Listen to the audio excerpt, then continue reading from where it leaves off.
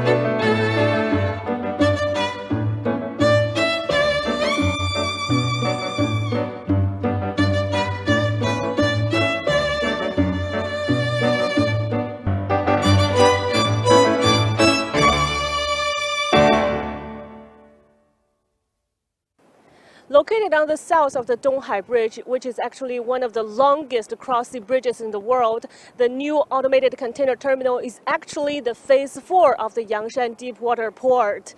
And this new addition covers the area of about 2 million square meters. And it has a shoreline stretching about 2,350 meters.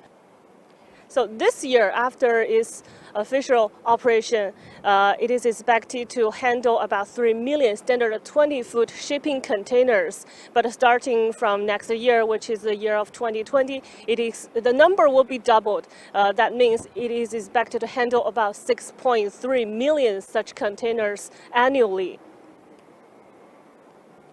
As the new terminal is completely automated, so not a single person is required in this whole process of like loading and uploading, unloading containers around there. So thanks to automation, it just slashes labor cost by 70% and boosts handling efficiency by 50%. And also because workers are no longer need to drive big trucks to taking containers back and forth, so this whole process is also greener. From up here, we can see, although it's rainy and cloudy today, we can vaguely see a sea of containers lying up here in the dock. And those numerous red cranes are ready to grab and swing them onto the load, onto the ships bound for every corner of the planet. But to ensure, you may be wondering why we are here instead of at this Terminal 4, Phase 4 of the Yangshan Deepwater Port, because to ensure a smooth running of the automated container terminal, we're not allowed to walk around and stand there to show you the details. But today we're very glad to include Mr. Lin Junbao, the general manager of the Shanghai Shengdong International Container Terminal, the operator of the Phase 1 and 2 of the Yangshan Port, to give us more details about the port. 您好，那个林总，今天非常高兴能接受我们的采访。我们想知道一下，这个洋山港的4期，它是个全自动化的码头，那么是多长时间建成这个码头的呢？大概用了3年时间，从2014年的12月到2017年的12月10号，它投入运行的。I've just asked Mr. Lin about how long did it take to build the Phase 4 of the Yangshan port, and Mr. Lin said it takes 3 years from the 2014 to 2017.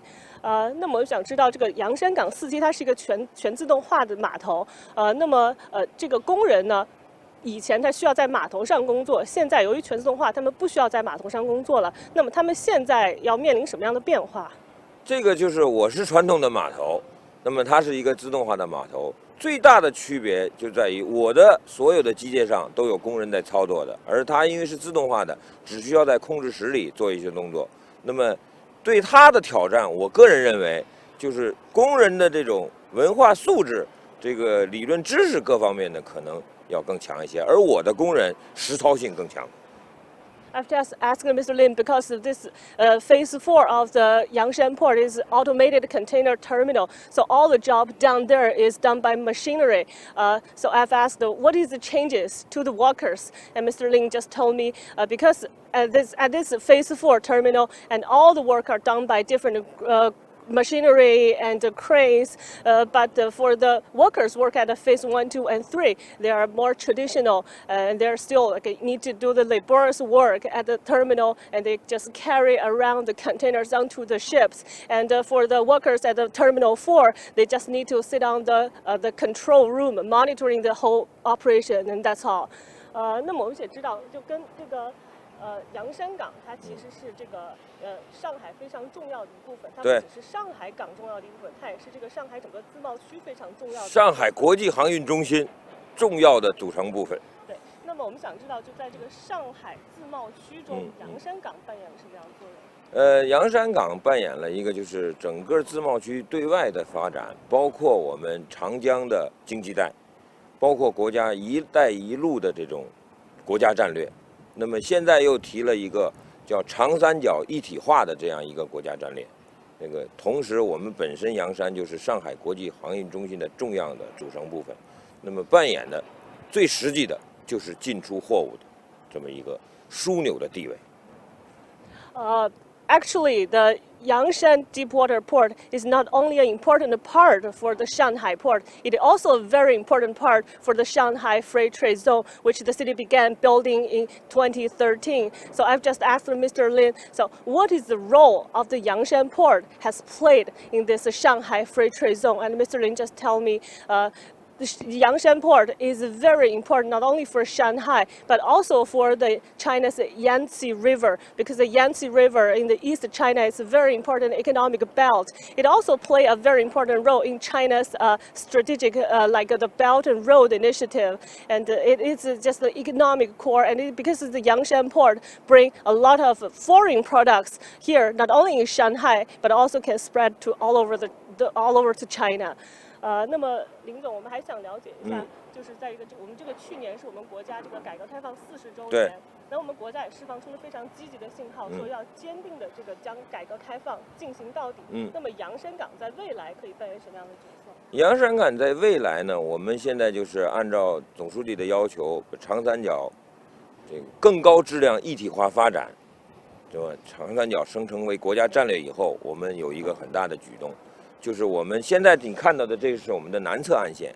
我们现在上港集团和浙江海港集团，那么联手准备合作开发洋山的北侧岸线。那么北侧岸线是更适合依靠小的船，南侧岸线是大的船。我现在南侧的岸线实际上是有一些浪费的，就是因为我又要兼顾大船，又要兼顾小船，那么大船的这种效率实际上是受影响的。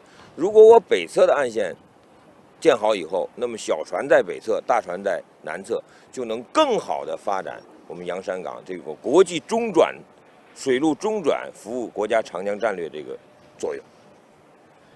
Last year actually marked China's 40th anniversary of reform and opening up, and the country has said the country has said that the China will reiterated its commitment to deepening reform and opening up. So I just asked Mr. Lin what role Yangshan port could play, and Mr. Lin just told me that Yangshan port is actually very important. So what we are seeing right now is the south border line of Yangshan port, which right now is to deal with both the bigger, heavier ships as well as the smaller ship. But that is kind of a waste, because this port, this south line, is more fit for docking the bigger ship. But in the future, Yangshan will develop the north line, which is fit for the smaller ship, and that will be that will be a more scientific use of this whole port, and that will be better for China's economic growth.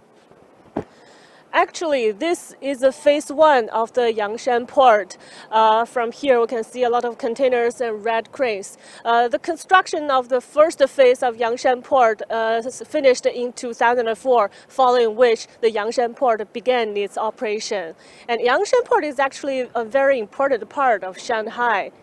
Located on the estuary of China's longest river, the Yangtze, Shanghai actually plans to build a free trade port to facilitate trade and investment, of course. So this plan will rely heavily on Shanghai's existing facilities like Yangshan Deepwater Port. As one of the three major constituencies of the Shanghai port, the Yangshan has helped Shanghai port to consolidate its standing as the world's busiest container port. It will also further support Shanghai's efforts to become a world shipping center. The bigger Shanghai port surpassed Singapore in 2010 to become the world's busiest in terms of container throughput and has retained that crown since then for the consecutive 8 years. And the annual trade volume of the Shanghai port accounts for 3.2 of the world's total. As China's economic hub and the forefront of the country's reform and opening up during the past 4 decades, Shanghai has served as a perfect example in so many ways, showing the country's determination in open wider to the outside world. Taking this Yangshan port as an example, as I've mentioned, the foreign products entered this port not only to Shanghai, but spread all over China as well. And we can see these containers, they are not only bringing Chinese products to the other parts of the world, but also bring foreign products, including like consumer goods and farm produces inside China as well.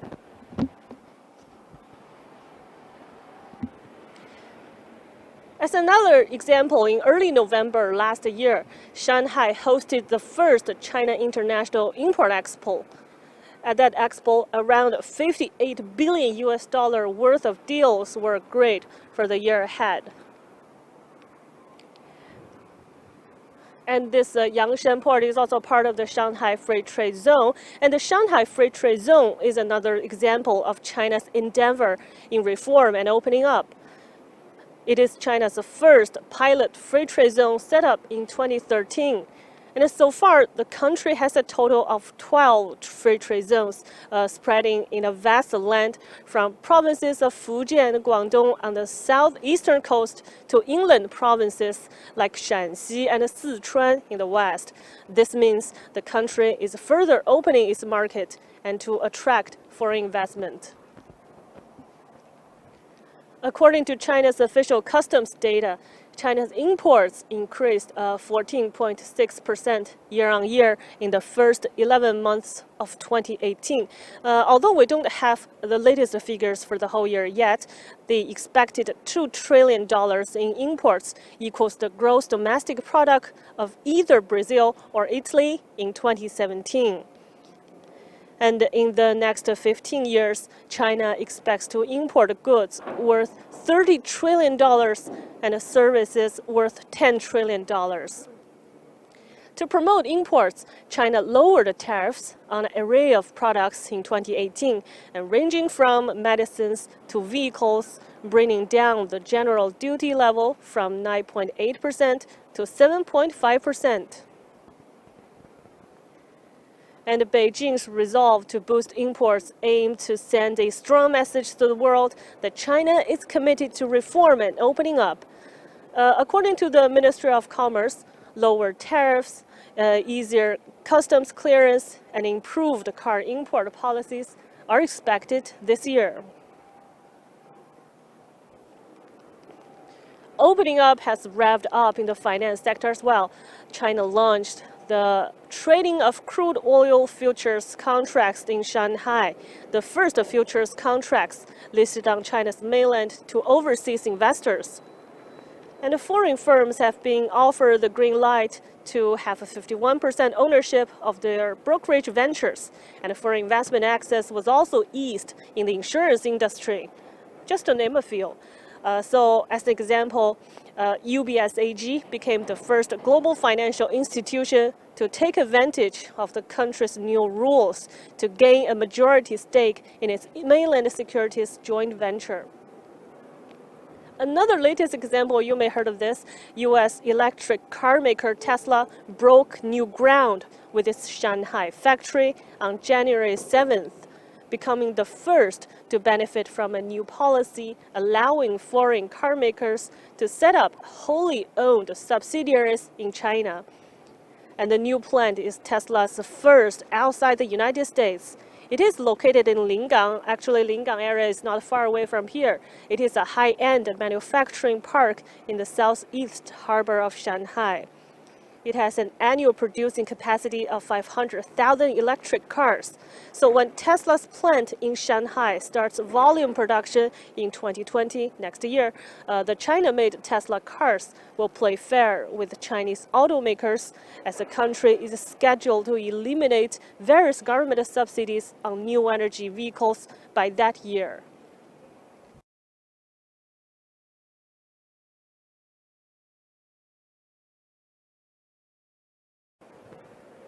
From tariff cuts to removing access restrictions on foreign investment in various sectors, China is speeding up in opening up. The great spirit of reform and opening up has become the most prominent hallmark of China in the modern days. And the country has made it clear that its door of opening up will not be closed, but will only open even wider. I'm Xinhua News Agency reporter Mu Xuyao reporting from Shanghai. That's all for my report today. And please follow us on YouTube, Twitter, and Facebook for more news and special reports. Thank you for watching. Bye for now.